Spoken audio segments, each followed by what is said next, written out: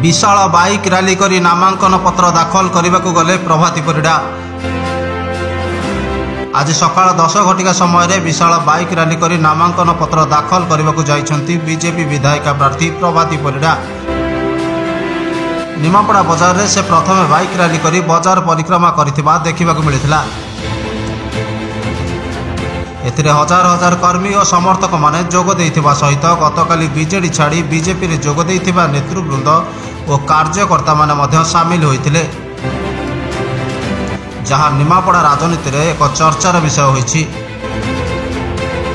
हजार हजार संख्यार कर्मी और समर्थक माने स्थानीय पुण्यश्वरी मंदिर निकटरू शोभायात्रा आरंभ करी श्रीमती परिडा को स्वागत करने सहित जय श्रीराम और भारत माता की जय नारा दे प्रभाती सहित पुरी अभिमुखे जाइछंती।